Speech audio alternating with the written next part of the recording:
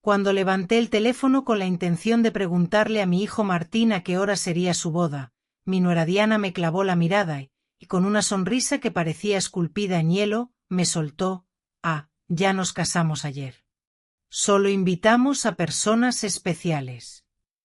Aquellas palabras me golpearon como un torrente de agua helada. Personas especiales. Yo, que durante 3 años les había estado pagando el alquiler de $500 mensuales, que había comprado cada mueble de su casa, que les había llenado la nevera cuando no tenían ni para comer, yo no era una persona especial. Me quedé allí plantada en la sala de mi propia casa, sosteniendo ese teléfono como si de repente pesara 1 tonelada, viendo cómo mi hijo evitaba mi mirada mientras Diana se acurrucaba en el sofá que yo misma les había comprado. El vestido rosa que había elegido con tanto esmero para su boda colgaba inútil en mi armario, junto con los zapatos nuevos y toda la ilusión de ser parte del día más importante en la vida de mi único hijo. Me había gastado $200 en ese vestido, pensando en lo guapa que me vería en las fotos de la boda de Martín, fotos en las que, evidentemente, nunca aparecería. Durante semanas había estado planeando cada detalle con entusiasmo. Había apartado dinero extra para regalarles $1000 como obsequio de bodas. Había llamado a mi hermana en México para contarle la buena nueva, con la voz llena de orgullo. Había limpiado mi casa de arriba abajo, pensando que tal vez vendrían a celebrarlo conmigo después de la ceremonia. Todo eso se vino abajo en un instante, pulverizado por esas 4 palabras envenenadas: solo personas especiales. Martín, al fin, levantó la vista y me dijo con una voz que sonaba terriblemente ensayada, como si recitara un guión: «Mamá, fue algo íntimo, muy pequeño, solo nosotros 2 y los testigos». Pero yo sabía que era mentira. Había visto las fotos en las redes sociales. Había visto a los padres de Diana posando orgullosos junto a los novios. Había visto a los hermanos de ella brindando con champán. Había visto el vestido blanco de Diana, que yo había ayudado a pagar con los $500 que le di para sus gastos personales el mes pasado. Vi todo aquello a lo que no fui invitada a ver. 1 semana después, exactamente 7 días después de esa humillación, Diana me llamó con una voz completamente diferente. Ya no era la mujer segura y desdeñosa que me había excluido de la boda. Ahora sonaba desesperada, casi suplicante. «Dulce, el alquiler está atrasado. El propietario nos está presionando y dice que si no pagamos esta semana nos va a desalojar. Se te olvidó hacer la transferencia». Su voz temblaba ligeramente, como si el mundo se le estuviera desmoronando encima. Yo me quedé en silencio durante unos segundos, recordando todas las veces que había corrido al banco a hacer esa transferencia, todas las veces que había cancelado mis propios planes para asegurarme de que ellos tuvieran un techo, todas las veces que había comido frijoles y arroz para poder darles dinero para sus caprichos. Y ahora, después de excluirme del momento más importante de sus vidas, tenían la desfachatez de llamarme como si nada hubiera pasado. «Diana», le dije con una calma que me sorprendió a mí misma, «no te avisé que solo ayudo a personas especiales». El silencio al otro lado de la línea fue tan profundo que pude escuchar mi propio corazón latiendo con fuerza. Por primera vez en años, no era yo quien temblaba, era ella. «Dulce». «No entiendo», tartamudeó. «Siempre hemos sido especiales para ti. Eres como una segunda madre para mí». Mentiras. Todas mentiras envueltas en esa voz dulce que usaba solo cuando necesitaba algo. La misma voz que había usado para pedirme dinero para el vestido de novia, para la luna de miel, para los anillos que yo había ayudado a financiar sin saber que jamás vería la ceremonia donde los intercambiarían. Durante tantos años he vivido con esta sensación constante de caminar sobre cáscaras de huevo, midiendo cada palabra, cada gesto, cada regalo, esperando recibir una migaja de cariño de mi propio hijo. He sido la madre perfecta, la suegra complaciente, la proveedora silenciosa que nunca protestaba cuando me trataban como si fuera invisible. Pero esa frase, solo personas especiales, despertó algo en mí que había estado dormido durante demasiado tiempo. Había calculado mentalmente cuánto dinero había gastado en ellos durante estos 3 años. Entre alquiler, comida, regalos, emergencias y caprichos, más de $33.000. $33.000 que saqué de mi pensión, de mis ahorros, del dinero que mi difunto esposo dejó para que yo viviera tranquila en mis últimos años. ¿Y todo para qué? Para ser tratada como una extraña el día de la boda de mi propio hijo. Esa noche, después de colgar el teléfono, me senté en mi cama y lloré. Pero no eran lágrimas de tristeza, eran lágrimas de rabia, de frustración acumulada, de años de humillaciones tragadas en silencio. Lloré por todas las veces que me hicieron sentir que mi amor era una carga, que mi presencia era un estorbo, que mi dinero era lo único valioso que tenía para ofrecer. Lloré por la madre tonta que había sido, por la mujer que se había perdido en el intento de ser indispensable para quienes la consideraban desechable. Cuando desperté a la mañana siguiente, algo había cambiado dentro de mí. No era solo el dolor de la traición, era algo más profundo, más frío. Me levanté de la cama y me miré en el espejo del baño. Los mismos ojos cansados de siempre, las mismas arrugas que contaban historias de años entregando amor sin recibirlo de vuelta. Pero había algo diferente en mi mirada, una dureza que no reconocía, una determinación que había estado enterrada bajo años de complacencia. Fui a la cocina y preparé café, como todas las mañanas durante los últimos 40 años. Pero esta vez no pensé en llamar a Martín para preguntarle cómo había amanecido. No revisé mi teléfono esperando algún mensaje suyo pidiendo disculpas por la humillación del día anterior. Por primera vez en mucho tiempo, mi primera preocupación del día fui yo misma. Me senté en la mesa donde tantas veces había planificado sorpresas para ellos, donde había contado billetes para sus gastos, donde había llorado en silencio cuando me trataban con indiferencia. Ahora esa mesa sería testigo de algo completamente diferente. Saqué mi chequera, mis estados de cuenta bancarios y comencé a hacer cálculos. Quería ver con números exactos el tamaño de mi propia estupidez. Alquiler mensual, $500 por 36 meses, $18.000. Comida y despensa, aproximadamente $200 mensuales, $7.200 más. Regalos de cumpleaños, Navidad, aniversarios, al menos $3.000. Emergencias médicas de Diana, $800.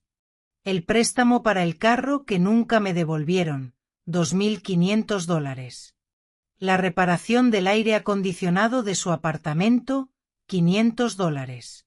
Los muebles de la sala, $1.200. $33.400. Esa era la cifra exacta de mi generosidad desperdiciada. $33.400 que había sacado de la herencia de mi esposo, de mi pensión, de los ahorros que había guardado céntimo a céntimo durante décadas de trabajo honesto, todo ese dinero tirado a la basura para mantener cómodos a 2 adultos que no podían ni siquiera fingir respeto hacia mí. El teléfono sonó y vi el nombre de Martín en la pantalla. Normalmente habría corrido a contestar con el corazón acelerado, esperando que finalmente me pidiera perdón, que me explicara que todo había sido un malentendido. Pero esta vez dejé que sonara una vez, 2 veces, 3 veces. Finalmente se detuvo y yo seguí bebiendo mi café como si nada hubiera pasado.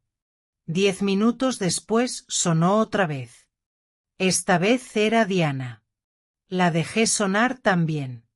Luego llegó un mensaje de texto de Martín. Mamá, contesta el teléfono. Necesitamos hablar contigo urgentemente. Borré el mensaje sin responder. A las 2 de la tarde decidí salir a caminar. Hacía meses que no lo hacía sin un propósito específico, sin una diligencia relacionada con ellos. Siempre era el banco para hacer transferencias, el supermercado para comprarles algo que necesitaban, la farmacia para los medicamentos de Diana. Hoy caminé solo porque quise hacerlo. Pasé por el parque donde solía llevar a Martín cuando era niño. Recordé a ese niño dulce que me abrazaba fuerte y me decía que yo era la mejor mamá del mundo. ¿En qué momento se convirtió en este hombre que me trataba como si fuera un cajero automático con sentimientos? ¿Cuándo comencé a confundir amor con dinero? ¿Cuándo empecé a creer que tenía que comprar el cariño de mi propio hijo? En el banco, donde tantas veces había hecho transferencias automáticas, me detuve frente a la puerta.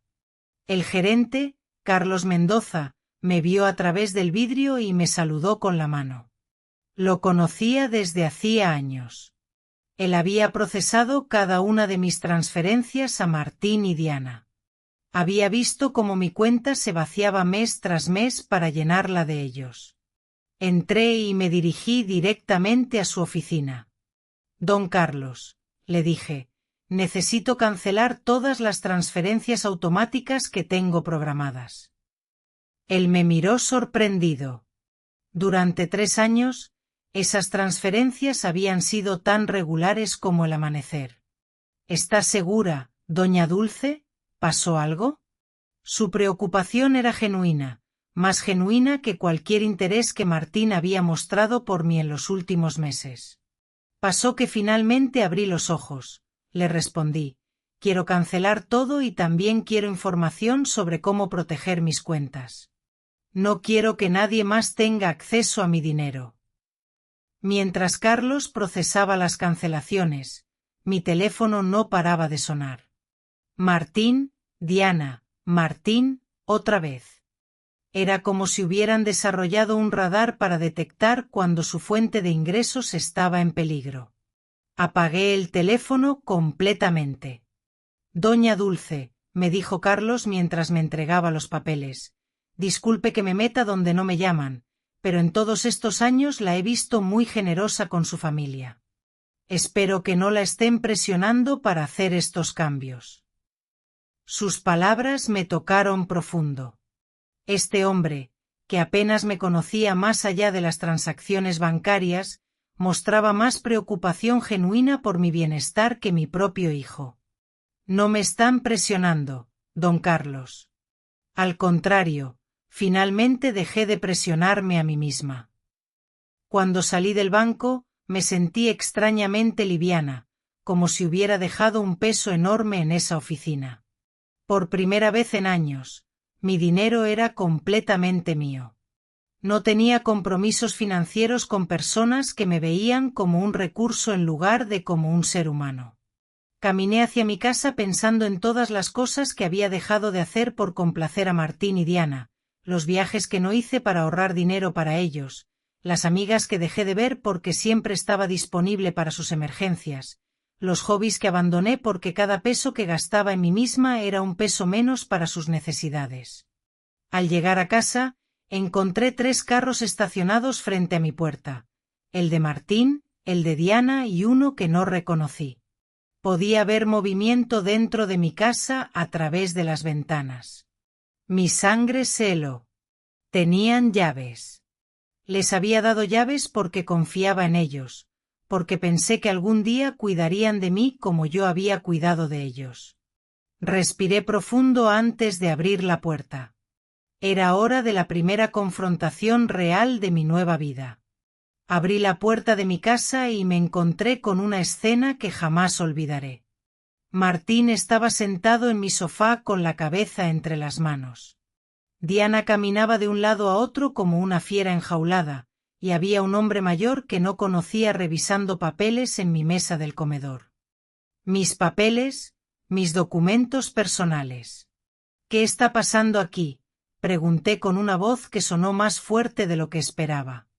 Los 3 me miraron como si yo fuera la intrusa en mi propia casa.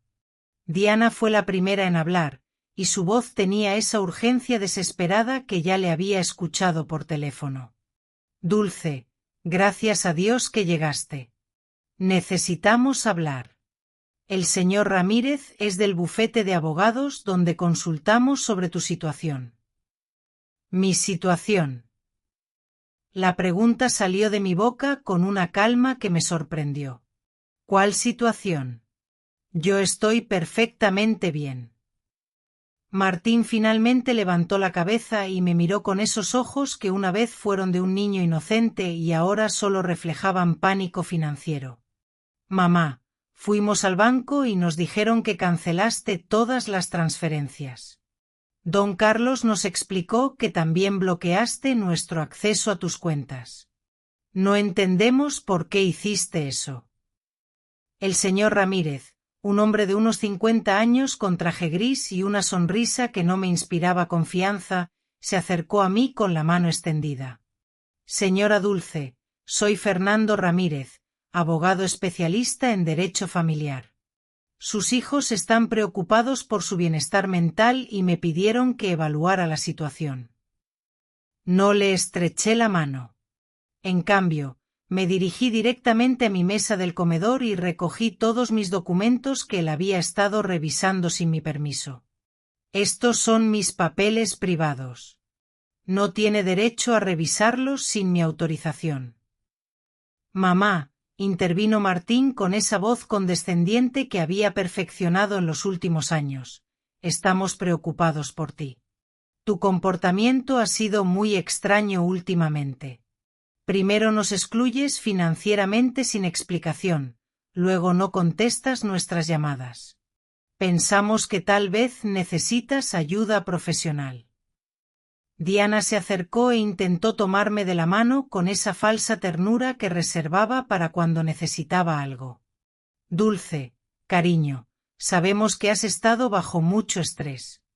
Tal vez la soledad te está afectando más de lo que piensas. Es normal a tu edad tener episodios de confusión.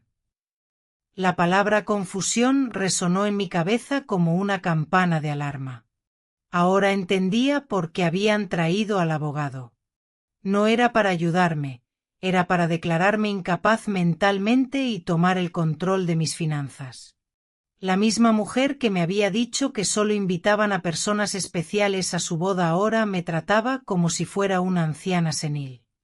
No estoy confundida, dije con una firmeza que hizo que todos se quedaran callados. Estoy más lúcida de lo que he estado en años, y ustedes van a salir de mi casa ahora mismo. El señor Ramírez intervino con esa voz profesional que usan los abogados cuando quieren sonar razonables. Señora Dulce, entiendo que se sienta abrumada, pero sus hijos tienen derecho legal a intervenir si consideran que su capacidad de tomar decisiones financieras está comprometida. Han documentado varios comportamientos preocupantes. Comportamientos preocupantes. La risa que salió de mi garganta fue áspera, casi cruel. ¿Cómo decidir que mi dinero es mío? ¿Cómo elegir no financiar más la vida de dos adultos que me tratan como basura? Diana saltó como si la hubiera abofeteado. Nunca te hemos tratado mal. Eres parte de nuestra familia. Todo lo que tienes algún día será nuestro de todas formas. Solo estamos adelantando el proceso. Ahí estaba la verdad desnuda y cruda. Todo lo que tenía algún día sería de ellos. En su mente, yo ya estaba muerta y ellos solo estaban cobrando su herencia por adelantado. No importaba si yo tenía 70 años por delante o 70 días. Para ellos, yo era solo una cuenta bancaria con piernas que se había vuelto problemática. Fuera, dije señalando hacia la puerta. Los tres fuera de mi casa. Martín se puso de pie con esa expresión de niño berrinchudo que ponía cuando no se salía con la suya. Mamá, no podemos irnos así. Tenemos responsabilidades. El alquiler, los pagos del carro, la tarjeta de crédito que tú avalaste. No puedes simplemente cortarnos de un día para otro. No puedo. Mi voz subió de tono por primera vez en toda la conversación. ¿Quién dice que no puedo? Durante 36 meses he pagado un alquiler que ni siquiera está a mi nombre. He llenado una nevera en una casa donde no soy bienvenida. He financiado una vida que claramente no incluye espacio para mí. El señor Ramírez sacó una carpeta de su maletín y la puso sobre mi mesa. Señora Dulce, hemos preparado algunos documentos que podrían facilitar esta transición. Un poder legal que permitiría a Martín y Diana manejar sus finanzas de manera más eficiente. Sería temporal, solo hasta que usted se sienta mejor. Tomé la carpeta y la tiré directamente a la basura sin siquiera abrirla. La única transición que va a haber aquí es la de ustedes hacia la puerta de salida. Diana comenzó a llorar, pero no eran lágrimas de tristeza, eran lágrimas de frustración, de rabia contenida. No puedes hacernos esto, Dulce. Nosotros contábamos contigo. Hemos hecho planes basados en tu apoyo. Compramos cosas. Hicimos compromisos financieros porque sabíamos que podíamos contar contigo. Compromisos basados en mi dinero, le respondí. No en mi bienestar, no en mi felicidad, no en mi compañía, solo en mi dinero. Y ahora que decidí que mi dinero tiene mejor uso en mi propia vida, de repente soy una anciana confundida que necesita supervisión legal. Martín trató de acercarse a mí, pero yo di un paso atrás. Ya no era el niño que solía correr a mis brazos cuando tenía pesadillas. Era un hombre de 35 años que veía a su madre como un obstáculo entre él y una vida cómoda financiada por otros. Mamá, hemos cometido errores, dijo con una voz que trataba de sonar arrepentida. La boda fue un malentendido. Diana estaba nerviosa. Yo estaba presionado. Podemos arreglar esto si solo vuelves a ser razonable. Razonable. La palabra sabía amarga en mi boca. Ser razonable significaba seguir pagando su vida mientras me trataban como una extraña. Significaba fingir que no me dolía haber sido excluida del día más importante de la vida de mi único hijo. El señor Ramírez guardó sus papeles con la eficiencia de alguien acostumbrado a que le rechacen propuestas. Señora Dulce, esto no termina aquí. Su familia tiene opciones legales. Si realmente está tomando decisiones irracionales debido a problemas de salud mental, un juez puede determinar que necesita supervisión. Sus palabras fueron como un golpe físico. Me di cuenta de que esto no era solo una visita de manipulación familiar, era una amenaza legal real. Querían declararme incompetente para manejar mis propios asuntos. Señor Ramírez, le dije mirándolo directamente a los ojos, le sugiero que investigue bien antes de amenazar a una mujer de 69 años que ha manejado sus finanzas impecablemente durante 40 años, que ha criado un hijo sola después de enviudar, que ha mantenido un hogar, que ha trabajado hasta jubilarse honorablemente y que, hasta la semana pasada, mantenía económicamente a 2 adultos completamente capaces. Diana dejó de llorar y me miró con una frialdad que finalmente mostró su verdadera cara. Esto no se va a quedar así, Dulce. Nosotros también tenemos derechos y abogados. Perfecto, le respondí. Contraten todos los abogados que quieran con su propio dinero, por supuesto, porque el mío ya no está disponible para financiar sus berrinches legales. Los 3 se dirigieron hacia la puerta con la dignidad herida de quien no está acostumbrado a que les digan que no. Antes de salir, Martín se volteó hacia mí una última vez. Mamá, esto va a terminar muy mal para ti. Vas a terminar sola, sin nadie que te cuide cuando realmente lo necesites. Martín, le dije con una tristeza profunda, pero también con una claridad cristalina, ya estoy sola. La diferencia es que ahora lo estoy por elección propia, no por negligencia de ustedes. Cuando la puerta se cerró detrás de ellos, me quedé parada en mi sala, rodeada del silencio más hermoso que había escuchado en años.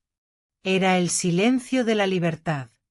Esa noche no pude dormir, pero no era por tristeza o arrepentimiento, era por la adrenalina de haber recuperado el control de mi propia vida. Me quedé despierta en la cama, planeando mis próximos movimientos como un general preparando una batalla. Si Martín y Diana querían pelear, yo les daría una guerra, pero sería una guerra que pelearía con inteligencia, no con emociones. A las 6 de la mañana ya estaba vestida y lista para salir. Mi primera parada fue la oficina del abogado Carlos Herrera, un hombre que había conocido años atrás cuando tramité el testamento de mi esposo. A diferencia del señor Ramírez que habían traído Martín y Diana, Carlos tenía una reputación intachable y se especializaba en proteger los derechos de las personas mayores. Doña Dulce, me dijo cuando le expliqué la situación, lo que sus hijos intentaron ayer es más común de lo que usted cree. Se llama abuso financiero de adultos mayores y es un delito federal. El hecho de que hayan entrado a su casa sin permiso y revisado sus documentos privados también constituye una violación. Sus palabras me tranquilizaron y me alarmaron al mismo tiempo. Me tranquilizaron porque confirmaron que yo no estaba loca, que lo que había pasado era realmente abusivo. Me alarmaron porque me di cuenta de que la situación era más seria de lo que había pensado. Necesitamos documentar todo, continuó Carlos. Cada transferencia, cada regalo, cada vez que la presionaron por dinero. También vamos a cambiar su testamento para proteger sus bienes de cualquier intento de manipulación futura. Pasamos 3 horas revisando mis registros financieros. Carlos silbó cuando vio la cifra total, $33.400 en 3 años. Doña Dulce, con este dinero usted podría haber vivido cómodamente, haber viajado, haber disfrutado su jubilación. En cambio, financió completamente la vida de 2 adultos que ni siquiera la respetaban lo suficiente como para invitarla a su boda. Cuando salí de la oficina de Carlos, tenía un plan completo. Primero, cambiaría todas las cerraduras de mi casa. Segundo, instalaría un sistema de seguridad con cámaras para protegerme de futuras visitas sorpresa. Tercero, abriría una nueva cuenta bancaria en un banco diferente donde ellos no tuvieran ningún contacto. Y cuarto, comenzaría a vivir la vida que había estado posponiendo durante años. Mi siguiente parada fue la ferretería. El dueño, don Raúl, me conocía desde hacía años porque siempre iba a comprar cosas para reparar el apartamento de Martín y Diana. Esta vez era diferente. Doña Dulce, ¿qué la trae por aquí hoy? ¿Otra emergencia en casa de su hijo? Me preguntó con esa familiaridad de quien había sido testigo silencioso de mi generosidad desperdiciada. No, don Raúl, esta vez es para mi propia casa. Necesito cambiar todas las cerraduras y quiero que sean de la mejor calidad que tenga. Él me miró sorprendido, pero no hizo preguntas. Mientras seleccionaba las cerraduras, llegó su hijo Fabián, que trabajaba instalando sistemas de seguridad. Era la providencia en acción. Fabián, le dije, también necesito instalar cámaras de seguridad. Todo el sistema completo, precio no es problema. Mientras ellos preparaban todo para la instalación del día siguiente, recibí una llamada de un número desconocido. Era Diana, llamando desde el teléfono de alguien más porque yo había bloqueado su número después de la confrontación de ayer. Dulce, soy Diana. Por favor, no cuelgues. Necesitamos hablar como adultos civilizados. Habla, le dije seca. Mira, entiendo que estés molesta por lo de la boda. Fue un error. Martín y yo hemos hablado y queremos compensarte. ¿Qué te parece si organizamos una cena especial para celebrar nuestro matrimonio contigo? Podemos hacerla en tu casa, cocinar juntos como antes. La manipulación en sus palabras era tan obvia que casi me dio risa. Diana, ¿cuánto deben de alquiler exactamente? El silencio del otro lado me confirmó que había dado en el clavo. Bueno, son 2 meses, $1000 en total, pero no es solo por eso que llamo, Dulce. Realmente extrañamos tenerte en nuestras vidas. ¿Me extrañan a mí o extrañan mi dinero?, le pregunté directamente. Las dos cosas, respondió con una honestidad que me sorprendió. Dulce, no voy a mentirte. Si necesitamos tu ayuda financiera, pero también te queremos. Eres importante para nosotros. Si soy tan importante, le dije, ¿por qué no fui importante suficiente para estar en su boda? ¿Por qué no soy importante suficiente para recibir una llamada que no sea pidiendo dinero? ¿Cuándo fue la última vez que me llamaron solo para saber cómo estaba? Otro silencio. Ambas sabíamos la respuesta, nunca.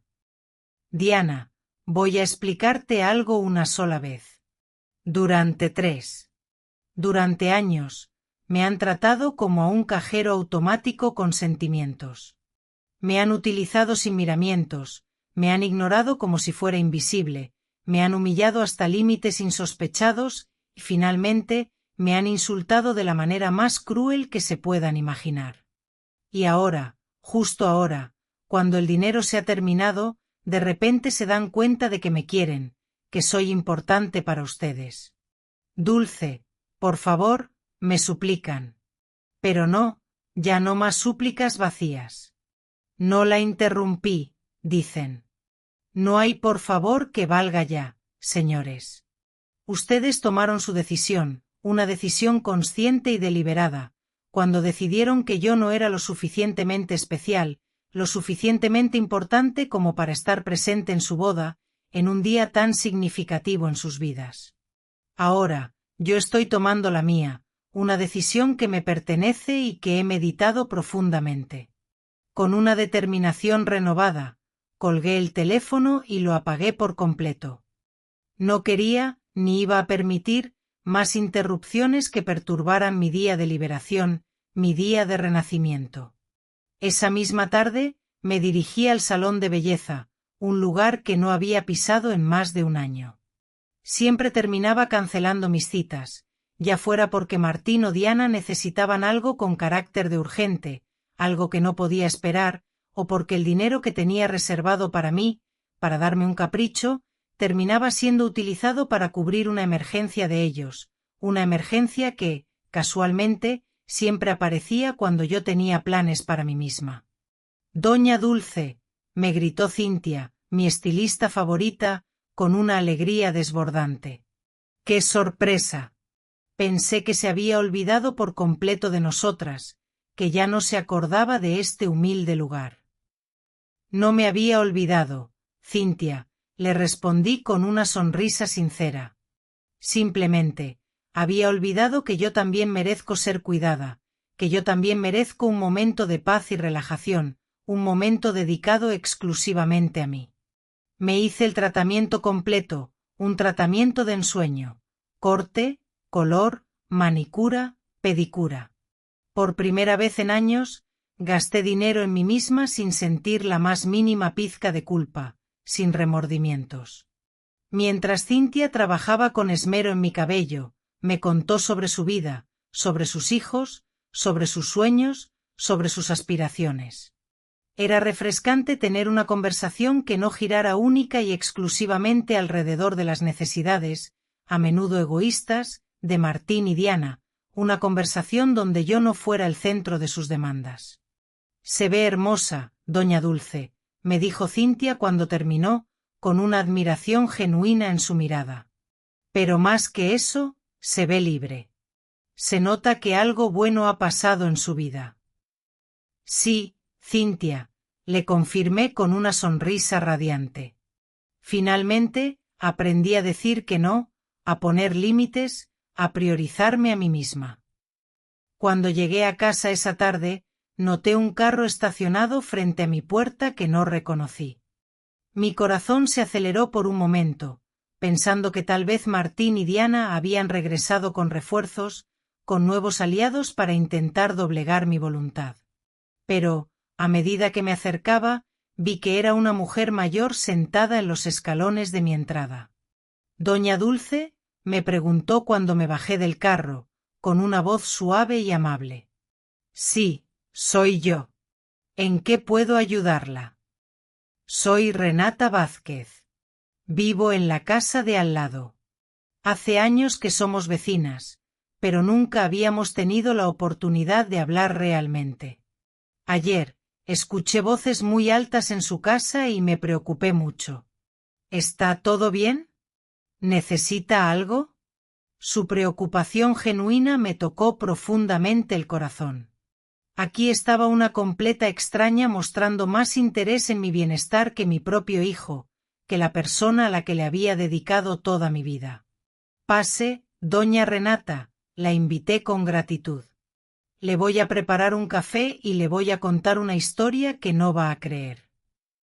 Mientras preparaba el café, le conté toda la situación, desde el principio hasta el final, sin omitir ningún detalle. Renata me escuchó con atención, sin interrumpir ni una sola vez, asintiendo de vez en cuando para demostrar que comprendía mi dolor, y cuando terminé mi relato, sus ojos estaban llenos de lágrimas, un reflejo de mi propio sufrimiento. Doña Dulce, me dijo con una voz cargada de emoción, usted hizo lo correcto, lo que tenía que hacer. Yo pasé por algo similar con mi hija hace 5 años. También pensaba que era mi obligación financiar su vida de adulta, que era mi deber como madre. También creía que, si no les daba dinero, no me querrían, que mi valor dependía de mi capacidad para proveerles económicamente. ¿Y qué pasó?, le pregunté con ansiedad.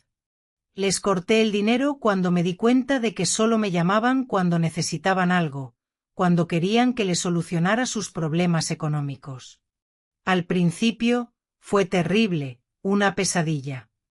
Me amenazaron, me chantajearon emocionalmente, trataron de hacerme sentir culpable, pero, después de 6 meses, mi hija llamó para disculparse de verdad, con sinceridad. Ahora, tenemos una relación real, basada en el amor y el respeto mutuo, no en el dinero. Sus palabras me dieron esperanza y me confirmaron que había tomado la decisión correcta, que estaba en el camino correcto. ¿Cree que Martín y Diana van a entenderlo algún día?, le pregunté con una pizca de incertidumbre. Tal vez sí, tal vez no, me respondió con honestidad. Pero eso ya no es su responsabilidad, doña Dulce. Su responsabilidad ahora es vivir su propia vida, disfrutar de su tiempo, dedicarse a usted misma. Esa noche, por primera vez en 3 años, me fui a dormir sin preocuparme por si Martín y Diana tenían dinero para el alquiler, para la comida, para sus caprichos. Me fui a dormir pensando en mí misma, en mis planes, en mi futuro y dormí mejor que en años, con una paz interior que creía haber perdido para siempre. Al día siguiente, llegaron Fabián y don Raúl a las 8 de la mañana en punto para cambiar las cerraduras e instalar el sistema de seguridad, una medida necesaria para protegerme de mis propios hijos. Mientras trabajaban, mi teléfono no paraba de sonar desde números desconocidos.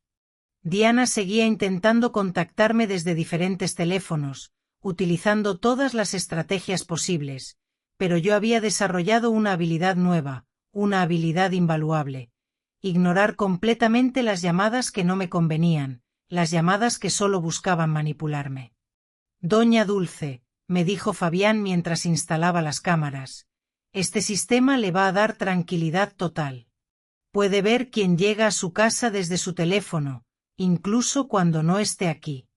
Y si alguien entra sin permiso, automáticamente se envía una alerta a la policía. La ironía no se me escapó en absoluto. Estaba instalando un sistema de seguridad sofisticado para protegerme de mi propio hijo, una situación que me resultaba absurda y dolorosa, pero ya no me dolía como antes. Era simplemente una medida práctica, una herramienta para mantener mi nueva paz, para proteger mi tranquilidad recién adquirida. Mientras ellos trabajaban diligentemente, decidí hacer algo que no había hecho en años, algo que había postergado indefinidamente: llamar a mi hermana Dayana en México. Habíamos perdido el contacto porque, cada vez que hablábamos, Yo terminaba contándole sobre los logros de Martín y Diana, sobre cuánto dinero había gastado en ellos, sobre lo orgullosa que estaba de poder ayudarlos. Ahora, me daba cuenta de que nuestras conversaciones se habían convertido en reportes financieros disfrazados de noticias familiares, en una exhibición de mi generosidad mal entendida. Dulce, respondió Diana con sorpresa en su voz. Hermana, ¿cómo estás? Hace meses que no hablamos, te había echado de menos. Estoy bien, Diana, mejor que bien, le aseguré con entusiasmo. De hecho, te llamo para contarte que finalmente recuperé la cordura, que he despertado de un largo sueño. Le conté toda la historia desde el principio, sin omitir detalles, desde la boda secreta hasta la humillación, pasando por la visita con el abogado y mi decisión de cortar el financiamiento. Diana me escuchó en silencio, sin interrumpir, y cuando terminé su respuesta me sorprendió profundamente. Dulce, hermana, ya era hora, ya era momento de que tomaras las riendas de tu vida. Cada vez que hablábamos, me partía el corazón escucharte presumir sobre cuánto dinero les habías dado, como si el amor se midiera en dólares, como si tu valor dependiera de tu capacidad para proveerles económicamente. Yo quería decirte algo, pero no sabía cómo, tenía miedo de herirte. ¿Qué querías decirme?, le pregunté con curiosidad. Que Martín nunca hablaba de ti con cariño cuando lo veía en las reuniones familiares. Siempre era, mi mamá me ayudó con esto, o mi mamá me compró aquello, pero nunca, extraño a mi mamá, o quiero mucho a mi mamá. Era como si fueras un servicio, no una persona, como si fueras una herramienta para conseguir lo que quería, no un ser humano con sentimientos. Sus palabras me dolieron profundamente, pero era un dolor necesario, como cuando el médico limpia una herida infectada, un dolor que, aunque intenso, era parte del proceso de curación. ¿Sabes qué más me llamaba la atención?, continuó Diana. Diana siempre hablaba de ti en tiempo futuro. Cuando Dulce ya no esté, vamos a poder remodelar su casa, o, cuando heredemos, vamos a invertir en el negocio. Como si estuvieran esperando que te murieras para empezar a vivir de verdad, como si tu muerte fuera la llave para desbloquear su felicidad. Esa revelación me cayó como un balde de agua fría, dejándome sin aliento. No solo me veían como un cajero automático, sino como un obstáculo temporal entre ellos y su dinero, como un estorbo que debían superar para alcanzar sus ambiciones. Mientras yo me desvivía por hacerlos felices, ellos planificaban su futuro sin mí, sin tenerme en cuenta. Después de colgar con Diana, me quedé sentada en mi cocina procesando toda esta información, intentando asimilar la magnitud de mi error. 45 años de matrimonio con un hombre que me amó de verdad, 35 años criando a un hijo sola después de enviudar y 3 años financiando a 2 adultos que me veían como un estorbo millonario, como un simple medio para alcanzar sus fines. El timbre sonó y vi en las cámaras nuevas que era Renata con una taza en las manos. Le abrí la puerta y me extendió café recién hecho con una sonrisa amable. Pensé que podría necesitar compañía después de todo lo que me contó ayer, me dijo con esa sonrisa genuina que ya había empezado a apreciar, una sonrisa que transmitía calidez y comprensión. Nos sentamos en mi sala y Renata me contó más detalles de su propia experiencia, ahondando los paralelismos entre nuestras historias. Mi hija me decía exactamente las mismas cosas que Diana le dice a usted. Eres como una segunda madre para mí, somos especiales para ti, algún día todo será nuestro de todas formas. Son frases ensayadas, doña Dulce, las aprenden en el manual de manipulación emocional. ¿Cree que existe ese manual?, le pregunté medio en broma, intentando aligerar el ambiente. No oficialmente, pero parece que todos leen del mismo libro, que siguen las mismas estrategias. El capítulo 1 es, hazla sentir indispensable. El capítulo 2 es, crea emergencias financieras constantes. Y el capítulo 3 es, si se resiste, cuestiona su salud mental. Nos reímos, pero era una risa amarga, una risa que reflejaba el dolor y la frustración de reconocer patrones tan predecibles en el comportamiento de nuestros propios hijos. ¿Renata alguna vez se sintió culpable por cortar el dinero?, le pregunté con curiosidad. Todos los días durante los primeros 3 meses, me respondió con honestidad. Pero después, empecé a ver los resultados. Mi hija tuvo que conseguir un segundo trabajo, su esposo dejó de jugar golf todos los fines de semana y empezó a buscar trabajo extra.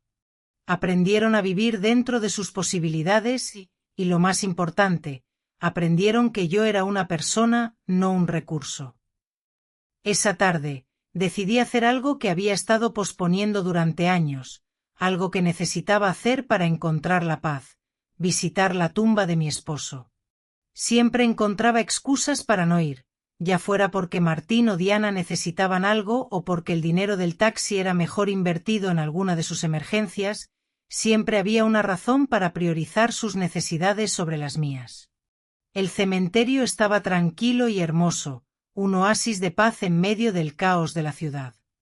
La tumba de Roberto se veía un poco descuidada porque hacía meses que no iba a limpiarla, pero eso iba a cambiar a partir de ahora.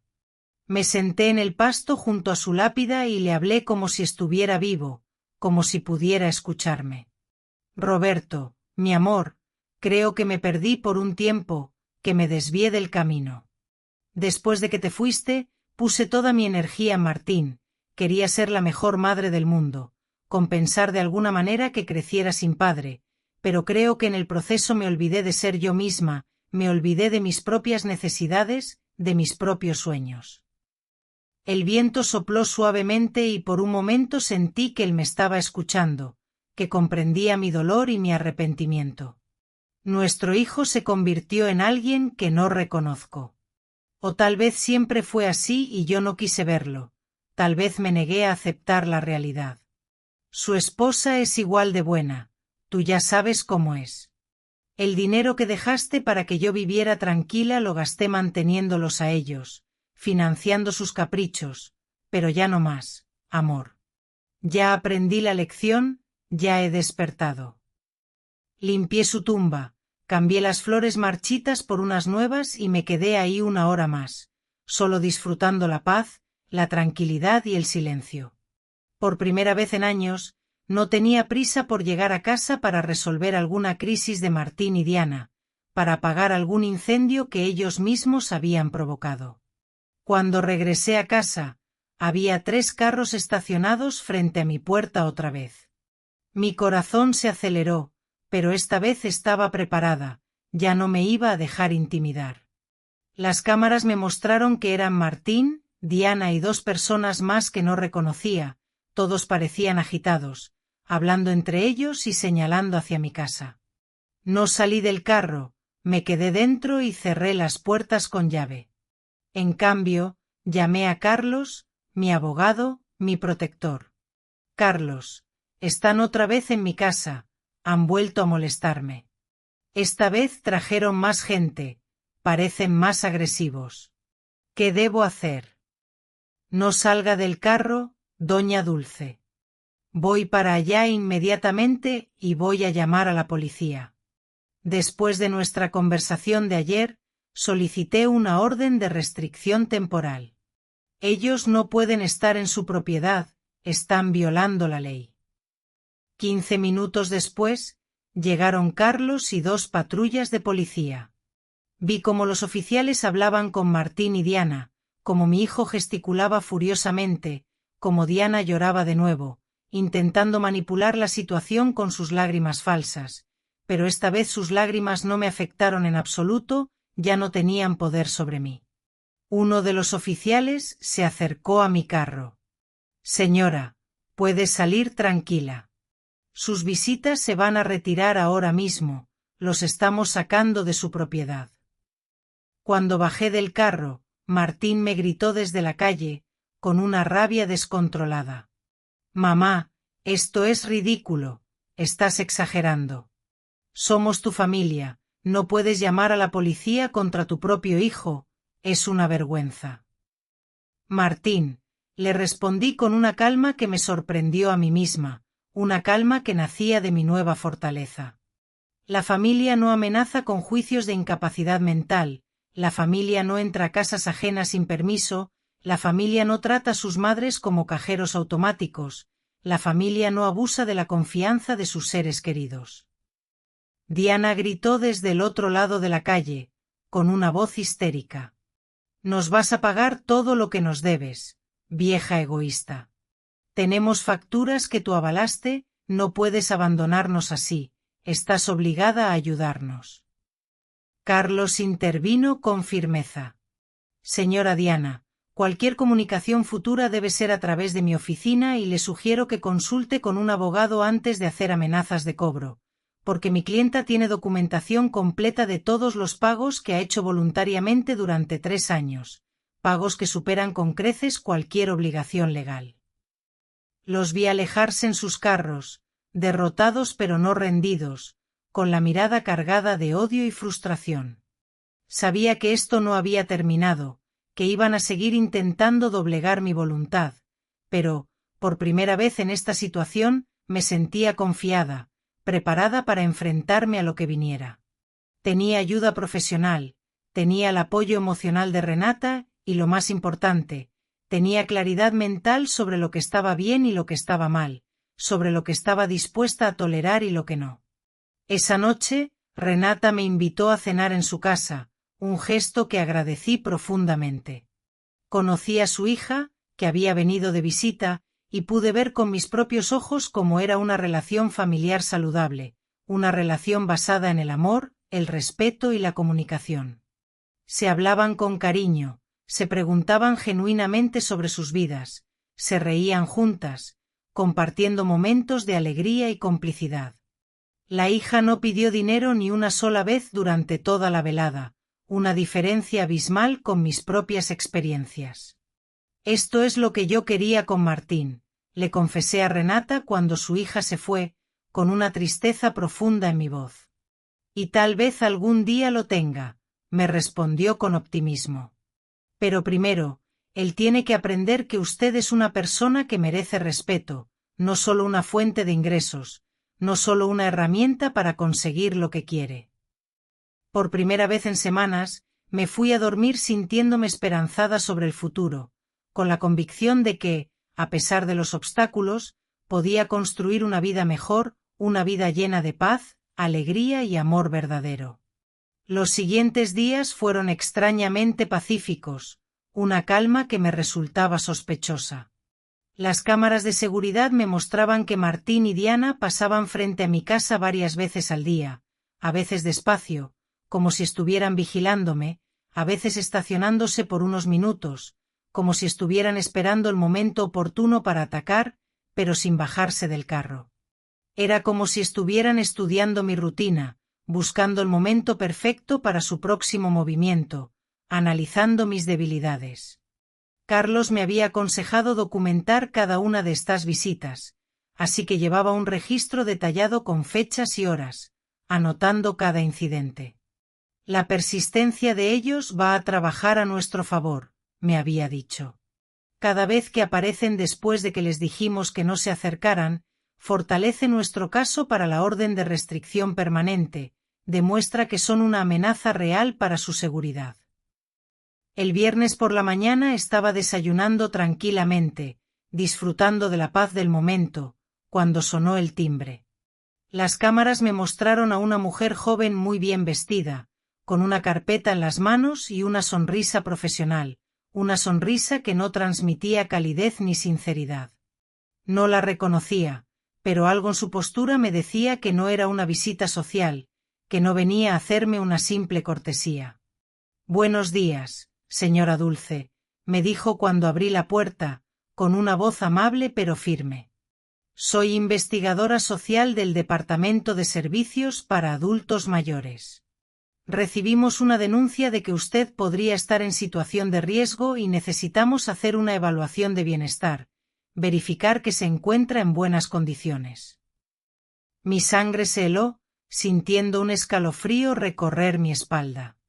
Martín y Diana habían escalado la situación, habían subido la apuesta.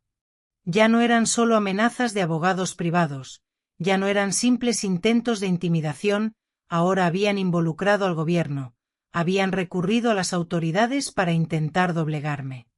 ¿Puedo ver su identificación?, le pregunté, tratando de mantener la calma, de no mostrar mi miedo. Por supuesto. Me mostró una credencial oficial que parecía legítima, aunque no podía estar segura. Soy la trabajadora social Raquel Méndez. ¿Puedo pasar para hablar con usted? Necesito hacerle algunas preguntas. Aunque desconfiaba profundamente, la dejé entrar porque sabía que negarme habría sido peor para mi caso, que mi negativa podría ser interpretada como una señal de que tenía algo que ocultar. Raquel se sentó en mi sala y sacó un formulario de su carpeta, preparándose para iniciar su interrogatorio. Señora Dulce, recibimos reportes de que usted ha tenido cambios significativos en su comportamiento financiero, que ha cortado comunicación con su familia y que ha mostrado signos de paranoia instalando sistemas de seguridad innecesarios, que está actuando de manera extraña. También nos informaron que ha rechazado ayuda médica y legal de sus seres queridos, que no quiere recibir consejos de nadie. Cada palabra había sido cuidadosamente elegida para hacerme sonar como una anciana desequilibrada, como una persona incapaz de tomar sus propias decisiones, como una víctima potencial de su propia demencia. Reconocí la mano de Diana en la redacción, su habilidad para manipular las palabras para conseguir lo que quería, su capacidad para tergiversar la realidad. Señorita Raquel, le dije con toda la dignidad que pude reunir, intentando proyectar una imagen de fortaleza y serenidad. Me gustaría llamar a mi abogado antes de responder cualquier pregunta, necesito asesoramiento legal. Señora, esto no es un interrogatorio legal, es una evaluación de bienestar, solo queremos asegurarnos de que está bien. Si usted no tiene nada que ocultar, no debería haber problema en conversar conmigo, en responder nuestras preguntas. La frase "si no tiene nada que ocultar" me hizo enojar, me recordó a las tácticas de los abusadores, que utilizan la misma lógica para justificar sus invasiones, para manipular a sus víctimas. Señorita, voy a llamar a mi abogado. Usted puede esperar aquí o puede volver otro día, pero no voy a responder preguntas sin representación legal presente, me niego a hablar sin la presencia de mi abogado. Llamé a Carlos y él llegó en 20 minutos, con la rapidez y la eficacia que lo caracterizaban. Cuando entró y vio a la trabajadora social, su expresión se endureció, mostrando su desaprobación. Señorita Méndez, le dijo después de revisar su identificación, con una voz firme y autoritaria, espero que tenga una orden judicial para estar aquí, porque mi clienta está bajo mi representación legal y cualquier evaluación no autorizada constituye acoso, está violando sus derechos. Señor, tenemos reportes de familia preocupada por el bienestar de la señora, solo estamos cumpliendo con nuestro deber, es nuestra obligación investigar, no estamos haciendo nada malo. ¿Qué familia?, preguntó Carlos con sarcasmo, elevando una ceja. La misma familia que intentó hacerla firmar un poder legal sin representación, la misma familia que entró a su casa sin permiso y revisó sus documentos privados, la misma familia que la excluyó de eventos importantes mientras vivía de su dinero, que se aprovechaba de su generosidad. Carlos sacó una carpeta de su maletín y la puso sobre la mesa, con un gesto decidido. Aquí tengo documentación completa de abuso financiero y emocional hacia mi clienta. Pruebas irrefutables. $33.400 extraídos de sus cuentas en 3 años. Exclusión social sistemática y chantaje emocional, todo documentado. Si alguien necesita ser investigado aquí, no es mi clienta, ella es la víctima. Raquel revisó los documentos con creciente incomodidad, su rostro palideciendo a medida que se daba cuenta de la verdad. Era obvio que la información que le habían dado no coincidía con la realidad que tenía frente a ella, que había sido engañada y utilizada. Señora Dulce, me dijo finalmente, con una voz más suave y respetuosa, ¿puede explicarme por qué decidió cortar el apoyo financiero a su hijo de manera tan abrupta, por qué tomó esa decisión tan drástica? Porque descubrí que me estaban usando, que solo me querían por mi dinero, le respondí con sinceridad, sin titubear.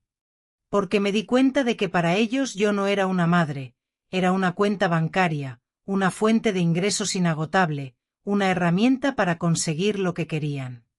Porque me cansé de financiar la vida de personas que me veían como un estorbo, que no me valoraban como persona. Pero ¿no considera usted que es su responsabilidad ayudar a su familia, que es su deber como madre?, me preguntó, intentando entender mi perspectiva. La pregunta me indignó, me pareció injusta y ofensiva. Señorita Raquel, mi responsabilidad como madre era criar a mi hijo hasta los 18 años, educarlo y darle herramientas para ser un adulto independiente, enseñarle a valerse por sí mismo. Mi hijo tiene 35 años, está casado y es completamente capaz de mantenerse a sí mismo, tiene la capacidad y las herramientas para hacerlo. Financiar su vida de adulto no es mi responsabilidad, es mi elección y elegí dejar de hacerlo, elegí priorizar mi propio bienestar. Carlos intervino con firmeza. Señorita Méndez, ¿consideraría usted que un adulto de 35 años que no puede pagar su propio alquiler sin la ayuda de su madre de 69 años es una situación normal, una situación aceptable? ¿Le parece que es una actitud responsable? Raquel no respondió inmediatamente, se quedó en silencio, reflexionando sobre la situación, reevaluando sus propias convicciones. Podía ver que estaba reconsiderando toda la situación, que se estaba dando cuenta de que había sido manipulada. Señora Dulce, me preguntó después de un momento, con una nueva curiosidad en su voz. Usted maneja sus propias finanzas. ¿Es usted capaz de administrar su dinero de manera responsable? Completamente, le aseguré con confianza. Puedo mostrarle mis estados de cuenta, mis inversiones, mis pagos de impuestos, todo está al día y en orden, no tengo problemas económicos. Vive independientemente, no necesita ayuda de nadie. Como puede ver, mantengo mi casa limpia, me cuido físicamente, manejo mi propio transporte, tengo relaciones sociales saludables con mis vecinos, soy una persona activa y social. ¿Toma medicamentos?, me preguntó con cautela. Solo vitaminas y suplementos, nada más. No tengo condiciones médicas que requieran medicación, estoy sana.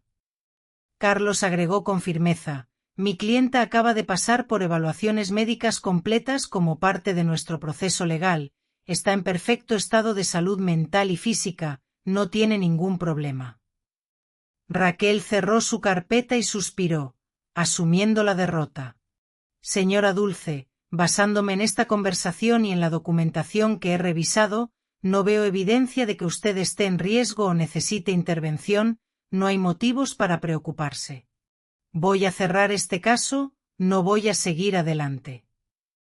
Después de que se fue, Carlos y yo nos quedamos en silencio por unos minutos, procesando todo lo que había pasado. Dulce, me dijo finalmente, con una seriedad en su voz que me preocupó, esto va a seguir escalando, esto no ha terminado. Martín y Diana no van a parar hasta que recuperen acceso a su dinero, no van a rendirse fácilmente. Necesitamos prepararnos para el próximo movimiento, para el siguiente ataque. Esa tarde, mientras reflexionaba sobre la visita de la trabajadora social, me di cuenta de algo importante, de algo que había pasado desapercibido hasta ese momento. Ya no me sentía como una víctima, ya no me veía como una anciana vulnerable e indefensa, me sentía como una mujer que había tomado control de su vida y que estaba dispuesta a defenderla con uñas y dientes, que iba a luchar por su libertad. Llamé a Dayana para contarle lo que había pasado, para compartir mi alivio y mi nueva determinación. Dulce, hermana, me dijo después de escuchar todo, con una admiración genuina en su voz.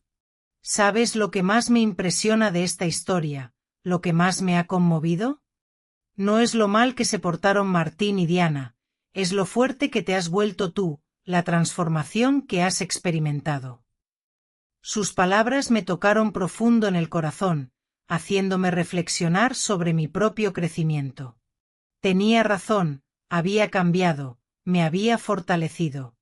Hace un mes, la visita de una trabajadora social me habría devastado, me habría hundido en la desesperación, me habría hecho dudar de mí misma, me habría hecho considerar volver a financiar a Martín y Diana solo para evitar problemas, para comprar su silencio, pero ahora estaba firme en mis decisiones.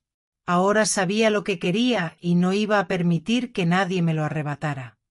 Esa noche, Renata vino a visitarme con una botella de vino, lista para celebrar mi victoria. Doña Dulce, quiero celebrar con usted, celebrar que hoy resistió otro ataque a su libertad y salió victoriosa, que no se dejó intimidar. Cada vez que se mantiene firme se vuelve más fuerte, cada vez que lucha por lo que cree se hace más invencible. Brindamos por mi nueva fortaleza, por mi nueva vida, por la libertad que había estado esperando sin saberlo durante años, por el futuro que estaba construyendo. Renata, le dije mientras bebíamos nuestro vino, con una gratitud sincera en mi voz, ¿cree que algún día voy a dejar de extrañar al Martín que era cuando niño, al hijo que amaba? Probablemente no, me respondió con honestidad. Pero va a dejar de permitir que esa nostalgia la mantenga prisionera del Martín que es ahora, del adulto abusivo en que se ha convertido, del hombre que le hace daño. Va a aprender a separar al niño del adulto, a amar al primero sin permitir que el segundo la siga lastimando. Sus palabras encerraban una sabiduría profunda, una verdad que necesitaba escuchar. Podía amar al niño que había sido mi hijo sin permitir que el adulto abusivo en que se había convertido siguiera dañándome, sin dejar que su comportamiento me definiera. Esa noche dormí profundamente, sabiendo que cada día me volvía más fuerte, más independiente, más libre. Martín y Diana podían seguir intentando manipularme, chantajearme o asustarme, podían seguir recurriendo a sus tácticas despreciables, pero ya habían perdido su poder sobre mí, ya no podían controlarme. Mi nueva vida apenas estaba empezando y estaba decidida a vivirla al máximo. 2 semanas pasaron sin noticias de Martín y Diana y comencé a creer que tal vez habían aceptado la realidad, que finalmente habían entendido que no iban a conseguir lo que querían.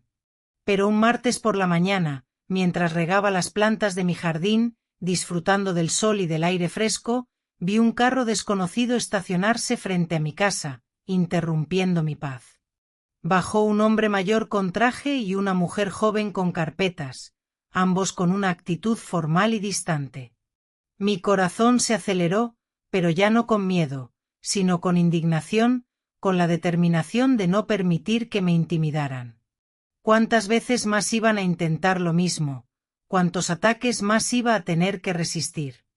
El hombre se acercó a mi puerta con una sonrisa que no llegaba a sus ojos, una sonrisa falsa y calculada. Señora Dulce Martínez, soy el doctor Ricardo Vega, psiquiatra geriátrico. Esta es mi asistente, la licenciada Patricia. Su familia nos contrató para hacer una evaluación de su estado mental, para determinar si es usted capaz de tomar sus propias decisiones. No necesito evaluación psiquiátrica, les dije con firmeza, desde mi jardín sin acercarme, manteniéndome a una distancia prudente. Y ustedes están en propiedad privada sin autorización, les exijo que se marchen inmediatamente. Señora, insistió el doctor Vega, con una voz persuasiva, su hijo está muy preocupado por usted, dice que ha tenido cambios de personalidad drásticos, comportamientos irracionales con el dinero y episodios de paranoia, que ya no es la misma de antes. Una evaluación simple podría resolver todas estas preocupaciones, podría tranquilizar a su familia. La licenciada Patricia agregó con voz melosa, intentando ganarse mi confianza. Es solo una conversación, señora Dulce, no tiene nada que temer. Si usted está bien, como dice, la evaluación lo confirmará y su familia se quedará tranquila, todos estarán felices. Reconocí inmediatamente la táctica, era la misma que había usado Diana, la misma estrategia de manipulación. Si no tienes nada que ocultar, No deberías tener problema en responder nuestras preguntas, no deberías oponerte a nuestra evaluación. Pero yo ya no era la misma mujer ingenua de hace un mes, ya no caía en sus trampas.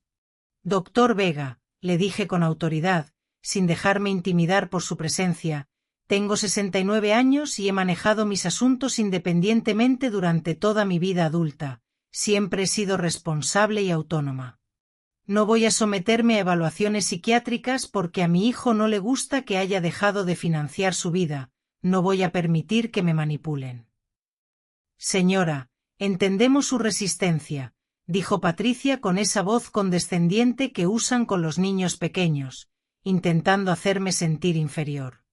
Pero la evaluación es por su propio bien, queremos protegerla. ¿Mi propio bien? La risa que salió de mi garganta fue amarga, reflejando mi frustración y mi indignación. ¿Saben que era para mi propio bien lo que realmente me beneficiaba? Dejar de pagar el alquiler de 2 adultos que me trataban como basura, que se aprovechaban de mi generosidad. ¿Saben qué más era para mi propio bien? Instalar cámaras para protegerme de familiares que entran a mi casa sin permiso, que violan mi privacidad. En ese momento llegó Carlos en su carro, apareciendo como un ángel guardián. Al verlo, el doctor Vega y Patricia intercambiaron miradas incómodas, dándose cuenta de que su plan había sido descubierto. Doctor Vega, dijo Carlos con una voz tajante después de bajarse del carro, con una actitud imponente, espero que tenga una orden judicial para estar aquí, porque de lo contrario está violando la orden de restricción que tenemos contra la familia de mi clienta, está cometiendo un delito. Nosotros no somos familia, respondió el doctor defensivamente, intentando distanciarse de la situación.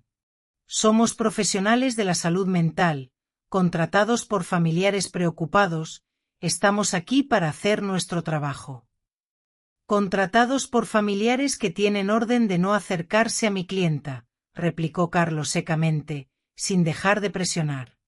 Lo que ustedes están haciendo se llama acoso por interpósita persona y es igualmente ilegal, están siendo utilizados para violar la orden de restricción. Carlos sacó su teléfono y llamó a la policía, dispuesto a denunciar el acoso. Oficial, necesito que vengan a retirar a 2 personas de la propiedad de mi clienta. Están violando una orden de restricción, están acosándola. Mientras esperábamos a la policía, el doctor Vega trató de justificar su presencia, intentando persuadirme. Señora Dulce, su hijo nos mostró evidencia preocupante, facturas médicas sin pagar, medicamentos acumulados, comportamientos erráticos con el dinero, todo nos indica que necesita ayuda. Doctor, lo interrumpí, mi hijo le mintió, no tengo facturas médicas pendientes porque no estoy enferma, no tengo medicamentos acumulados porque no tomo medicamentos y mis comportamientos con el dinero son perfectamente racionales. Solo dejé de regalárselo a gente que me maltrataba, no tengo problemas de salud mental. Pero, señora, insistió Patricia, intentando convencerme. Su familia dice que usted amenazó con desheredarlos por completo, que ha cambiado su testamento sin consultar con nadie. Por supuesto que cambié mi testamento. Mi voz subió de tono por primera vez en toda la conversación. ¿Por qué iba a dejarle mi herencia a gente que me excluye de los momentos importantes de sus vidas? ¿Por qué voy a premiar el abuso con dinero? Llegaron 2 patrullas de policía y el oficial Johnson, que ya conocía la situación por visitas anteriores, se acercó al doctor Vega. Doctor, necesito que se retire de esta propiedad inmediatamente. Esta señora tiene una orden de protección vigente. Oficial, somos profesionales de la salud. No estamos violando ninguna ley. Si la están violando, intervino Carlos. Están aquí como representantes de personas que tienen prohibido acercarse a mi clienta. Es acoso indirecto. El doctor Vega y Patricia se fueron refunfuñando, pero antes de subirse a su carro, Patricia me gritó. Señora Dulce, su familia solo quiere ayudarla. No permita que la aíslen de las personas que la aman. Las personas que me aman no intentan declararme loca para robar mi dinero. Le grité de vuelta. Después de que se fueron, Carlos y yo nos sentamos en mi sala a planificar el siguiente paso. Dulce, esto ya se salió de control. Martín y Diana están gastando dinero que no tienen contratando profesionales para tratar de declararla incompetente. Esto significa que están desesperados. ¿Qué más pueden hacer? Pueden intentar un juicio de incapacidad. Es costoso y difícil de ganar. Pero si consiguen un juez simpatizante y un psiquiatra dispuesto a testificar en su favor, podrían lograr que le asignen un tutor. La idea me aterrorizó. Podrían quitarme el control de mi dinero. Podrían intentarlo. Pero tenemos evidencia sólida de que usted está completamente cuerda y que ellos están motivados por avaricia, no por preocupación genuina. Esa tarde llamé a Dayana para desahogarme. Hermana, me dijo después de escuchar mi relato, ¿te das cuenta de lo lejos que están dispuestos a llegar por dinero? Están arriesgando relaciones familiares, gastando en abogados y doctores, destruyendo su propia reputación, todo por recuperar acceso a tu cuenta bancaria. Sus palabras me hicieron reflexionar. Martín y Diana habían revelado su verdadera naturaleza completamente. No había vuelta atrás. No había posibilidad de reconciliación genuina. Para ellos, yo nunca había sido una madre o una suegra respetada. Siempre había sido solo dinero con patas. Esa revelación, aunque dolorosa, también fue liberadora. Ya no tenía que preguntarme si estaba tomando la decisión correcta. Ya no tenía que sentir culpa por protegerme. Ellos mismos habían demostrado que mi bienestar emocional y físico les importaba menos que mi dinero. Por la noche, Renata vino a visitarme con una sorpresa. Había invitado a su grupo de amigas del club de jardinería para conocerme. Dulce me presentó. Estas son mis amigas Cinia, que ya conoces del salón, María Elena, Carmen y Esperanza. Todas hemos pasado por situaciones similares con familiares abusivos. Pasamos la velada compartiendo historias. María Elena había tenido que poner límites a un hermano que constantemente le pedía dinero prestado. Carmen había cortado relaciones con una hija que solo la visitaba cuando necesitaba dinero. Esperanza había tenido que cambiar su testamento después de descubrir que sus nietos la veían como su plan de jubilación. Lo que más me duele, confesé, no es perder el dinero que les di, es darme cuenta de que nunca tuve el amor que pensé que tenía. Dulce, me dijo Esperanza con sabiduría de sus 80 años, el amor verdadero no se compra ni se vende. Si tenías que pagarlo, nunca fue real. Sus palabras fueron como un bálsamo para mi alma herida. Tenía razón. Había estado comprando atención, no amor. Había estado financiando una ilusión. ¿Saben qué descubrí? Les dije a mis nuevas amigas que la soledad de estar rodeada de gente que no te ama es peor que la soledad de estar sola. Al menos ahora, cuando estoy sola, estoy en buena compañía. Todas se rieron y brindamos por nuestra nueva sabiduría. Esa noche, después de que se fueron mis nuevas amigas, me senté en mi jardín a pensar. Las estrellas brillaban más que nunca, o tal vez yo las estaba viendo con ojos más claros. Por primera vez en mi vida adulta estaba completamente sola financieramente. No tenía dependientes. No tenía responsabilidades económicas con nadie más que conmigo misma. Y en lugar de asustarme, esa realidad me emocionaba. Podía viajar si quería, podía remodelar mi casa, podía comprarme ropa bonita, podía donar a caridades que me importaran, podía invertir en mi propio futuro en lugar de financiar el presente de gente malagradecida. La libertad sabía Esperanza y por primera vez en años tenía ganas de planificar mi futuro. Un mes después de la visita del psiquiatra, pensé que finalmente había ganado la guerra. Me había establecido en una rutina hermosa. Desayunaba tranquila leyendo el periódico. Cuidaba mi jardín, almorzaba con Renata o alguna de mis nuevas amigas y por las tardes me dedicaba a actividades que había abandonado durante años. Había retomado la pintura, algo que me apasionaba antes de convertirme en la financiera personal de Martín y Diana. Pero un jueves por la mañana, mientras pintaba unas flores en mi caballete nuevo, Carlos llegó a mi casa con una expresión sombría que me heló la sangre. Necesitamos hablar. Martín y Diana presentaron una demanda formal de incapacidad mental en el juzgado de familia. Están pidiendo que se le asigne un tutor legal.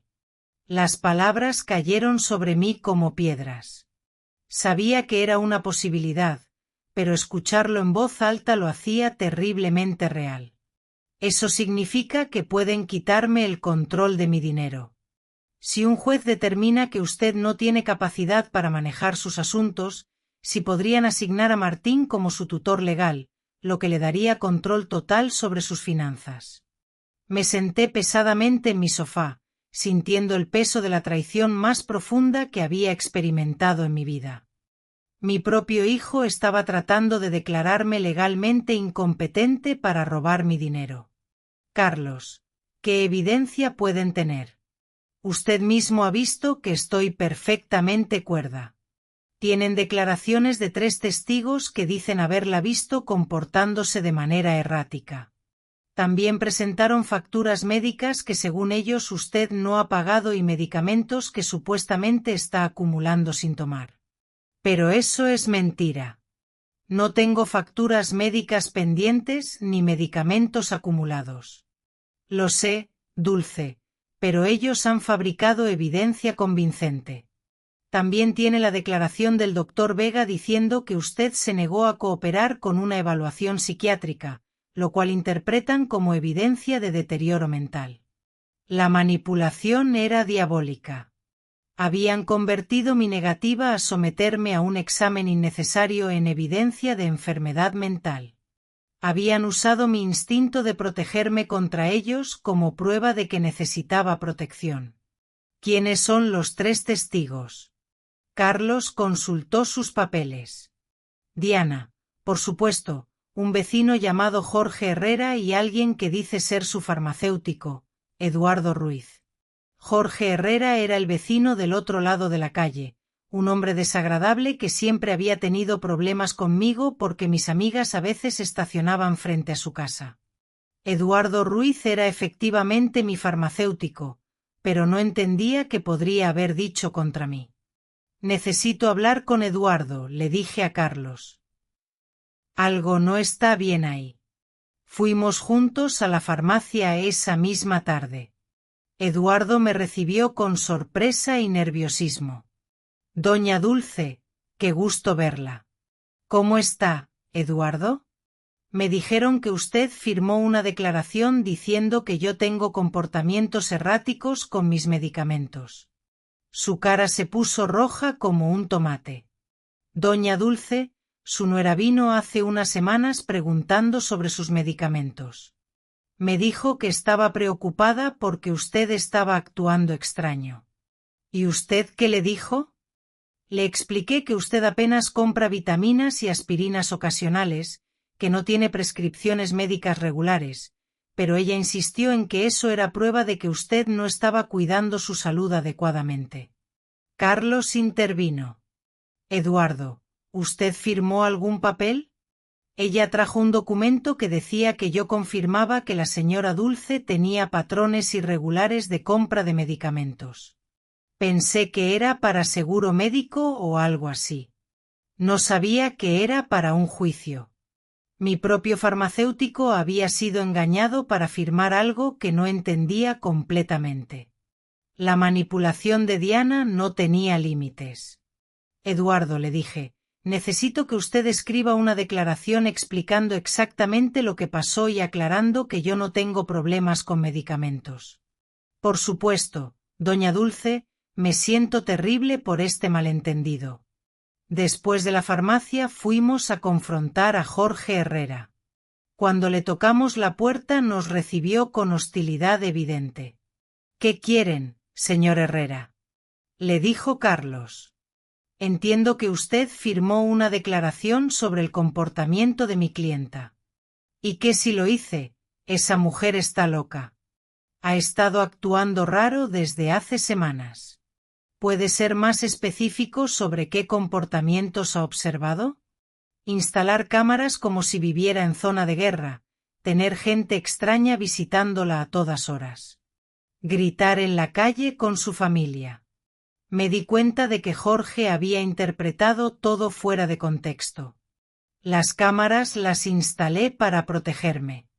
La gente extraña eran mis nuevas amigas.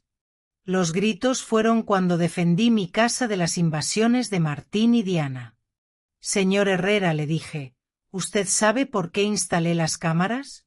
«No, ni me interesa». «Para protegerme de mi hijo y mi nuera, que entraban a mi casa sin permiso y me amenazaban».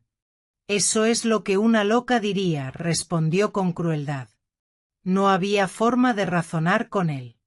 Su testimonio estaba basado en observaciones superficiales interpretadas con malicia. Esa noche Carlos y yo nos sentamos a planificar nuestra defensa. «Dulce, necesitamos nuestra propia evaluación psiquiátrica. Tengo un colega, la doctora Elena Morales, que es experta en evaluaciones de capacidad mental. Ella puede confirmar oficialmente que usted está completamente cuerda. ¿Y si Martín y Diana sobornaron al juez, y si nada de esto importa, porque ya decidieron declararme incompetente? Dulce, el sistema legal no es perfecto, pero tampoco es completamente corrupto.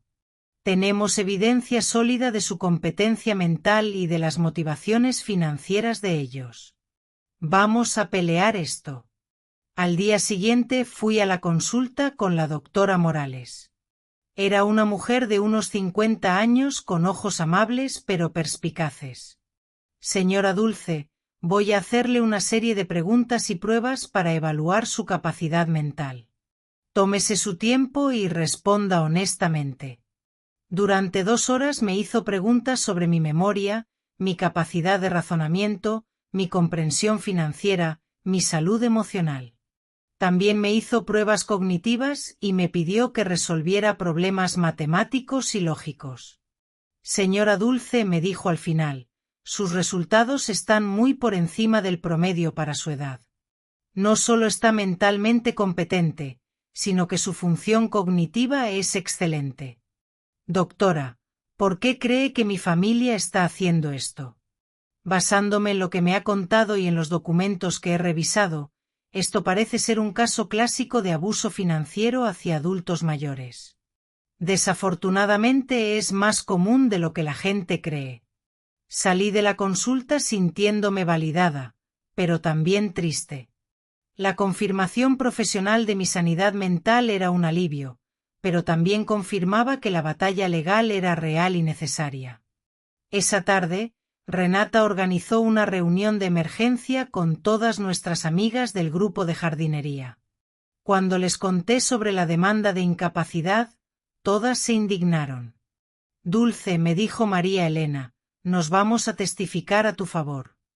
Hemos estado contigo durante semanas y cualquiera puede ver que estás perfectamente bien».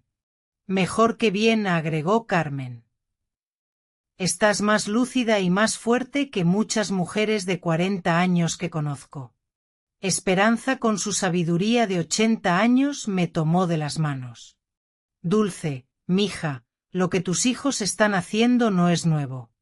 Durante generaciones, los hijos codiciosos han tratado de declarar locos a sus padres para quedarse con su dinero. Pero tú tienes algo que muchas de esas víctimas no tenían: documentación, apoyo legal y amigas que pueden testificar por ti». Sus palabras me dieron esperanza. No estaba sola en esta batalla. Tenía un ejército de mujeres fuertes que habían visto mi transformación de primera mano. ¿Saben qué es lo más triste de todo esto? Les dije que Martín y Diana están dispuestos a destruir cualquier posibilidad de reconciliación futura por dinero. Incluso si yo estuviera dispuesta a perdonar todo lo anterior, esto ya no tiene regreso. Y tal vez eso es lo mejor, me respondió Cynthia. Al menos ahora sabes exactamente quiénes son y puedes actuar en consecuencia. Esa noche, por primera vez desde que empezó esta pesadilla, lloré de verdad, no por tristeza, sino por duelo. Estaba despidiéndome definitivamente del hijo que pensé que tenía, del sueño de una familia amorosa, de la ilusión de que el amor incondicional era correspondido, pero también estaba naciendo algo nuevo en mí, una determinación férrea de no permitir que me robaran no solo mi dinero, sino mi dignidad y mi libertad. La guerra había comenzado oficialmente, pero yo estaba lista para pelear. El día del juicio llegó 3 semanas después. Me levanté temprano, me vestí con mi mejor traje negro y me miré en el espejo con una determinación que no había sentido jamás. Hoy no iba a ser juzgada solo mi capacidad mental. Iba a ser juzgada mi dignidad como ser humano, mi derecho a vivir libre de abuso, mi valor más allá de mi cuenta bancaria. Carlos llegó a las 7 de la mañana para repasar nuestra estrategia una última vez. Dulce, recuerde que la carga de la prueba está en ellos. Tienen que demostrar que usted es incompetente. Nosotros solo tenemos que mostrar que no lo es. ¿Y si el juez ya está predispuesto contra mí? El juez Harrison tiene reputación de ser justo. He investigado sus casos anteriores y no favorece automáticamente a las familias. Le importa proteger los derechos de los adultos mayores. Llegamos al juzgado a las 9. En el pasillo vi a Martín con un traje nuevo que probablemente había comprado para la ocasión y a Diana vestida de negro como si estuviera en un funeral. Tal vez lo estaba, el funeral de nuestra relación familiar. Cuando nuestras miradas se cruzaron, Martín evitó mis ojos, pero Diana me sostuvo la mirada con una frialdad que me confirmó que para ella esto era simplemente un negocio. El abogado de ellos era un hombre mayor, elegante, con el tipo de confianza que da ganar casos similares anteriormente. Cuando comenzó su alegato inicial, su estrategia fue clara. Pintarme como una anciana confundida que había sido manipulada por extraños para alejarme de mi familia amorosa. Su señoría, dijo con voz solemne, la señora Dulce Martínez ha mostrado un deterioro mental evidente en los últimos meses. Ha cortado todo apoyo financiero a su familia sin explicación racional. Ha instalado sistemas de seguridad innecesarios debido a paranoia y se ha aislado de sus seres queridos bajo la influencia de vecinos y abogados que claramente están aprovechándose de su condición vulnerable. Cada palabra había sido cuidadosamente elegida para hacer que mi empoderamiento sonara como demencia, que mi libertad son como manipulación externa. Luego llamaron a sus testigos. Diana fue la primera en declarar y su actuación fue digna de un Oscar. Lloró al describir cómo yo había cambiado completamente, cómo me había vuelto hostil y paranoica, cómo me había aislado de la familia que me amaba. Su señoría, dijo con voz quebrada, Dulce siempre fue como una segunda madre para mí. Ver su deterioro mental ha sido devastador. Solo queremos ayudarla a recibir el cuidado que necesita. Mentiras envueltas en lágrimas convincentes. Cuando Carlos la interrogó, las grietas en su historia comenzaron a mostrarse. Señora Diana, ¿puede decirle al tribunal cuándo fue la última vez que llamó a mi clienta sin ser para pedir dinero? Diana tartamudeó. Bueno, nosotros siempre hablábamos sobre muchas cosas. ¿Puede dar una fecha específica? No recuerdo fechas exactas. Pero es cierto que usted y su esposo se casaron sin invitar a mi clienta. Fue una ceremonia muy pequeña. Es cierto que cuando mi clienta preguntó sobre la boda, usted le dijo que solo habían invitado a personas especiales. Diana se puso roja. Esas palabras fueron tomadas fuera de contexto. ¿Cuál sería el contexto correcto para decirle a su suegra que no es una persona especial? No pudo responder convincentemente. Martín fue el siguiente. Verlo en el estrado, jurando decir la verdad mientras se preparaba para mentir sobre mi salud mental, fue uno de los momentos más dolorosos de mi vida. Este era el niño que había criado sola, al que había dedicado mi vida entera. Mi madre siempre fue muy generosa con nosotros, testificó, pero últimamente se ha vuelto errática e irracional. Creemos que está siendo manipulada por gente que se está aprovechando de ella. Cuando Carlos lo interrogó, la máscara se cayó completamente. Señor Martín, ¿cuánto dinero ha recibido de su madre en los últimos 3 años? No sé la cantidad exacta. $100,000, ¿le parece aproximadamente correcto? Tal vez. Ella siempre fue generosa. ¿Y cuántas veces visitó a su madre sin pedirle dinero? El silencio fue ensordecedor. Es cierto que usted y su esposa entraron a la casa de mi clienta sin permiso y revisaron sus documentos privados. Estábamos preocupados por ella. Es cierto que trajeron un abogado para presionarla a firmar un poder legal. Queríamos ayudarla a manejar sus finanzas. A los 35 años, ¿necesita usted ayuda de su madre de 69 años para pagar su alquiler? Martín no pudo responder con dignidad. Jorge Herrera testificó sobre mis supuestos comportamientos erráticos, pero cuando Carlos le preguntó sobre los detalles, admitió que nunca había hablado conmigo directamente y que toda su información era basada en observaciones superficiales. El doctor Vega testificó que mi negativa a someterme a evaluación era evidencia de deterioro mental, pero Carlos presentó la documentación de nuestra evaluación con la doctora Morales, que contradecía completamente sus conclusiones. Luego llegó nuestro turno.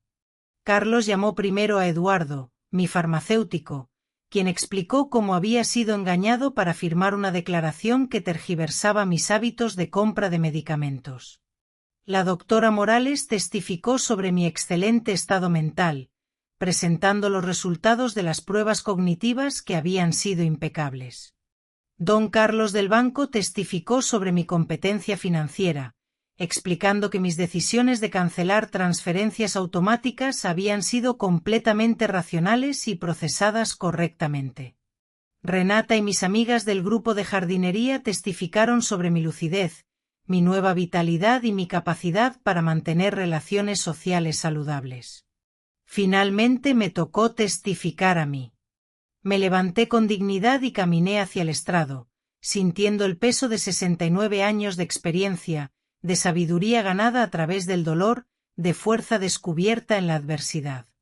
Carlos me guió a través de mi testimonio, permitiéndome contar mi historia completa.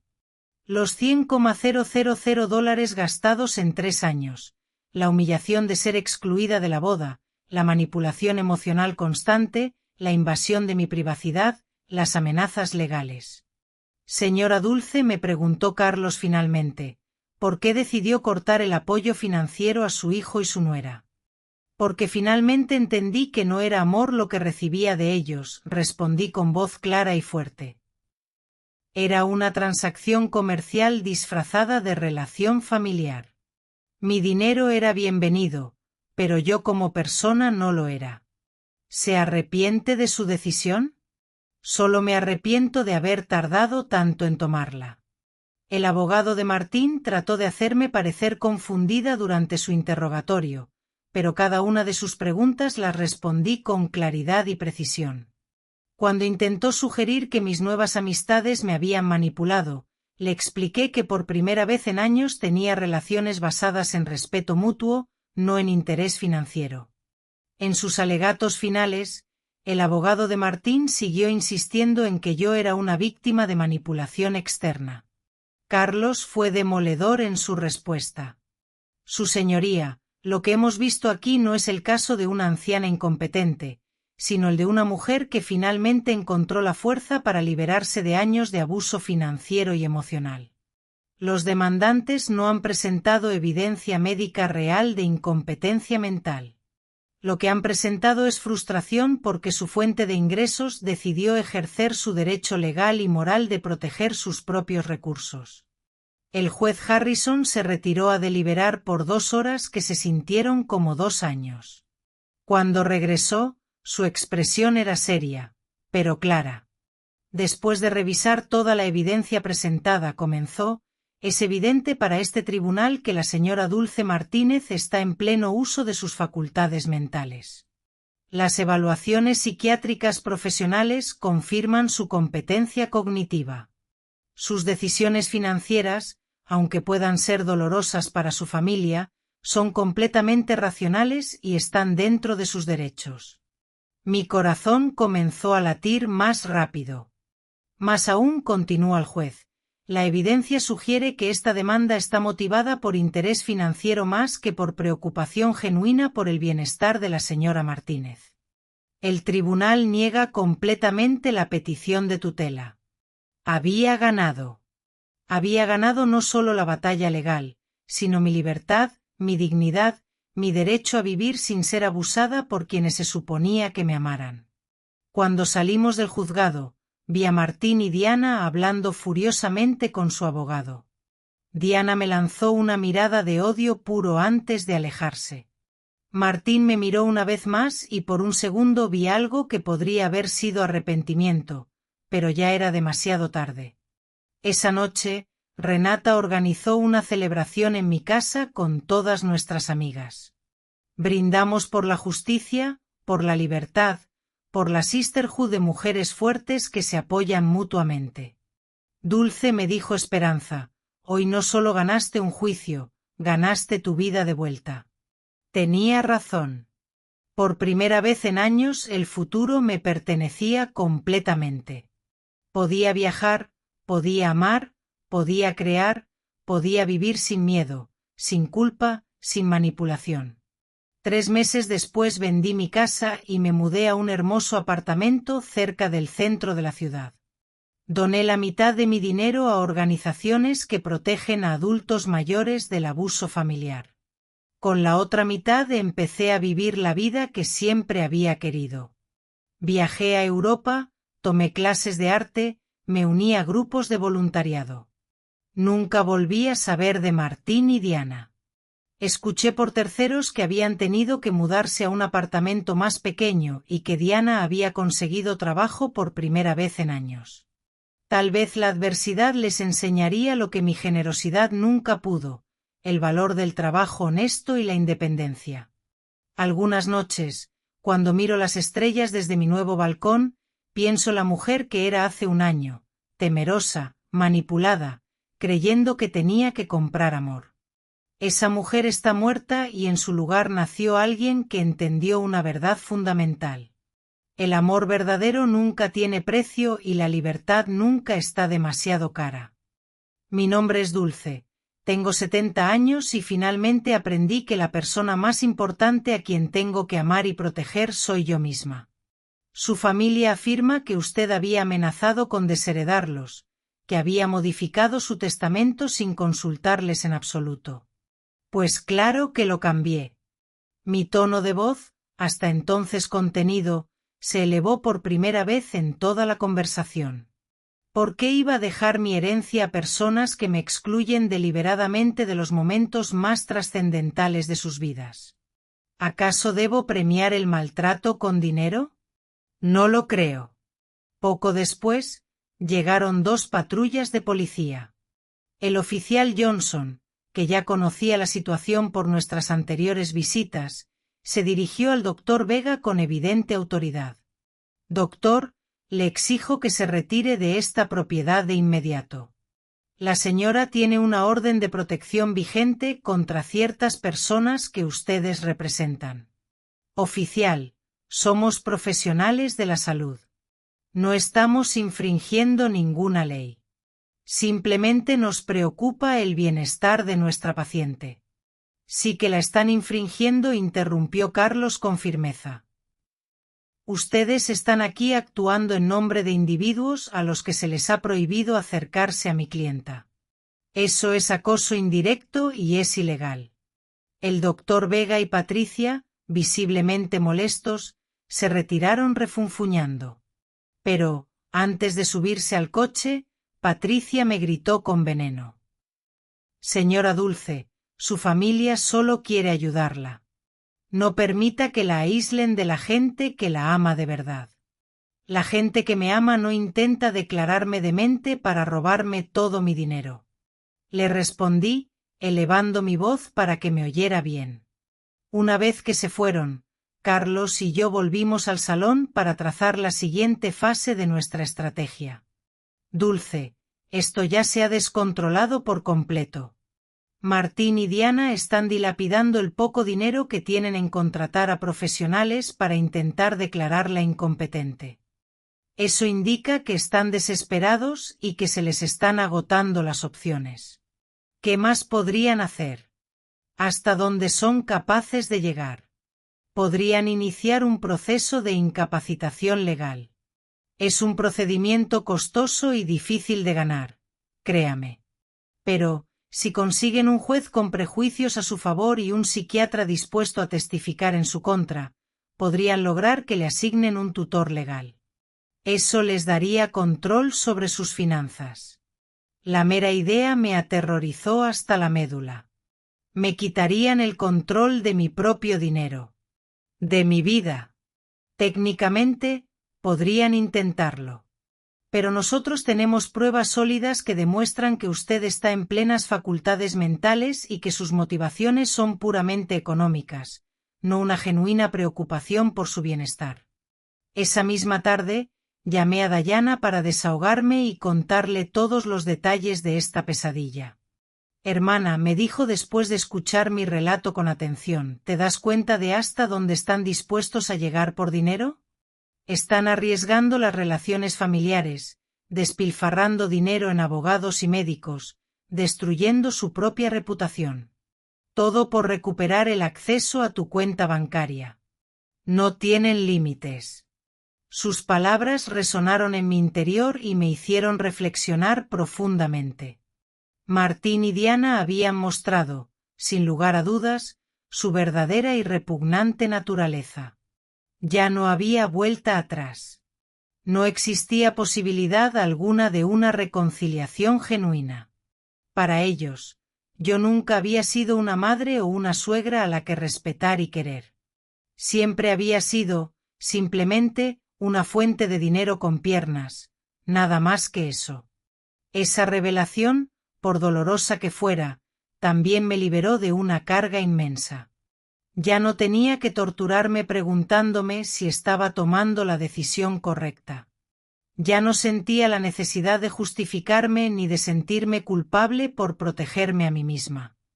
Ellos mismos, con sus actos, habían demostrado repetidamente que mi bienestar emocional y mi salud física les importaban menos que mi dinero. Por la noche, Renata me sorprendió con una visita inesperada. Había invitado a varias de sus amigas del club de jardinería para que me conocieran y me brindaran su apoyo. Dulce me presentó con cariño. Ellas son mis amigas Cinia, a quien ya conoces de la peluquería, María Elena, Carmen y Esperanza. Desafortunadamente, todas ellas han vivido situaciones similares con familiares abusivos. Pasamos una velada reconfortante compartiendo nuestras historias y experiencias. María Elena me contó que había tenido que poner límites estrictos a un hermano que constantemente la acosaba para pedirle dinero prestado. Carmen había roto toda relación con una hija que solo la visitaba cuando necesitaba un favor económico.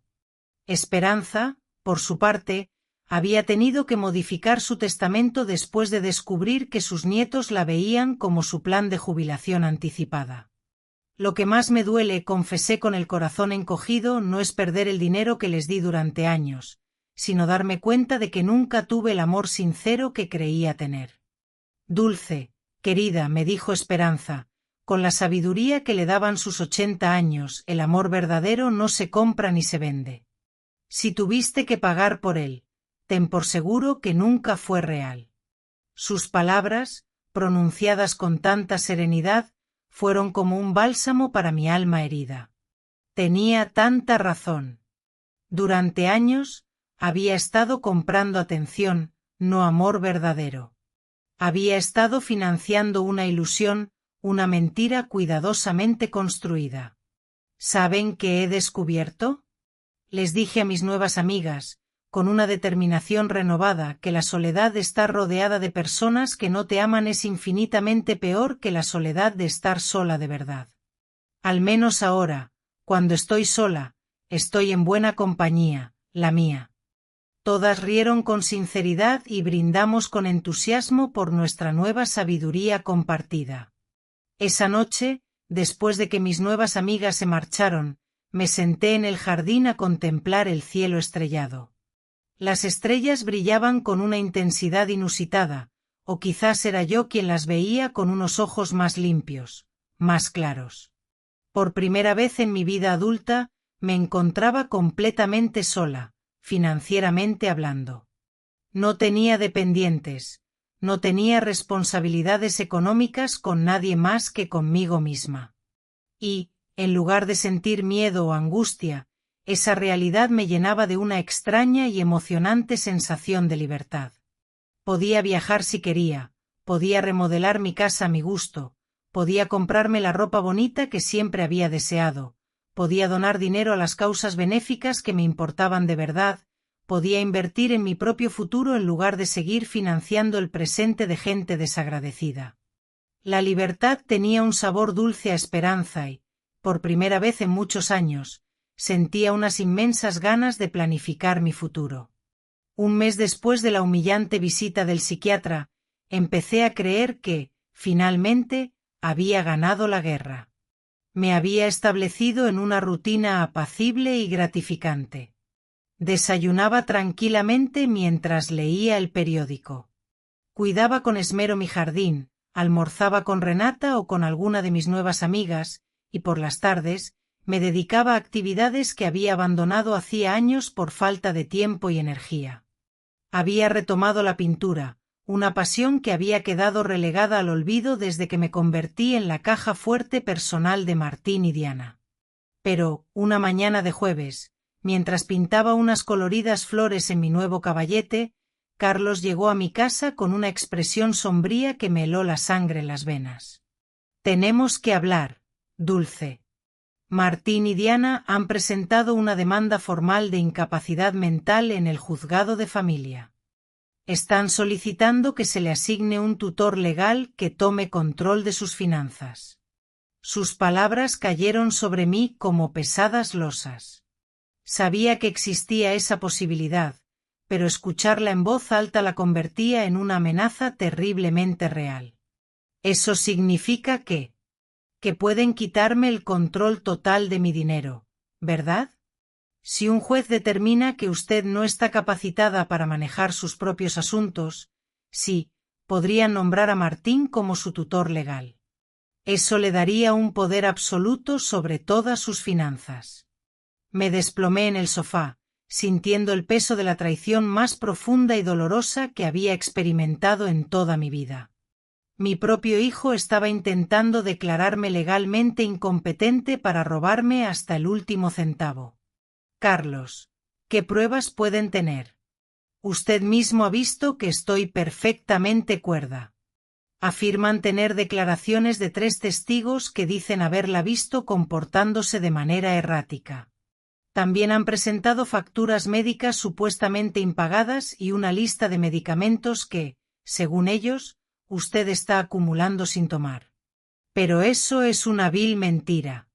No tengo facturas médicas pendientes ni estoy acumulando medicamentos de ningún tipo. Lo sé, Dulce, pero han fabricado pruebas muy convincentes. También tienen la declaración jurada del Dr. Vega, en la que afirma que usted se negó a cooperar con su evaluación psiquiátrica, lo cual interpretan como una clara señal de deterioro mental. La manipulación era diabólica, fría y calculada. Habían transformado mi justa negativa a someterme a un examen innecesario en una prueba irrefutable de enfermedad mental. Estaban utilizando mi instinto de protegerme contra ellos como la prueba definitiva de que necesitaba protección. ¡Qué ironía tan cruel! ¿Quiénes son esos 3 testigos?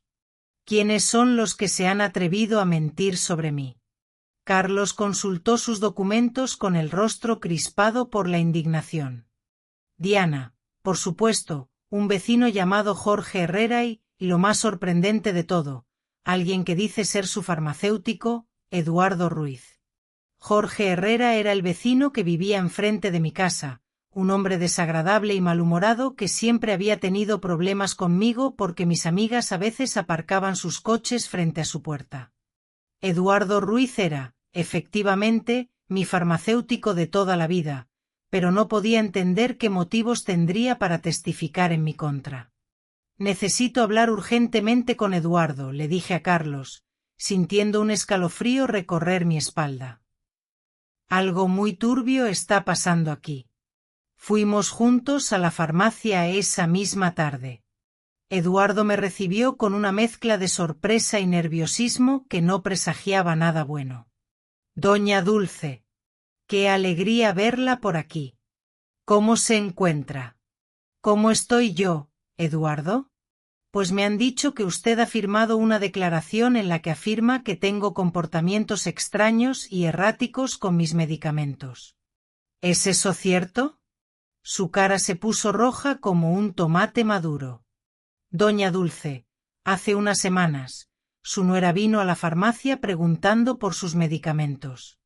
Me dijo que estaba muy preocupada porque usted estaba actuando de forma muy rara y que temía por su salud. ¿Y usted qué le dijo? Le expliqué que usted apenas compra vitaminas y aspirinas de forma ocasional, que no tiene recetas médicas regulares ni toma medicación crónica de ningún tipo.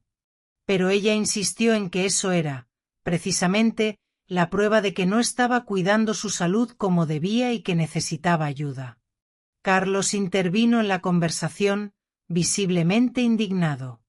Eduardo, ¿usted firmó algún documento relacionado con esto? Sí.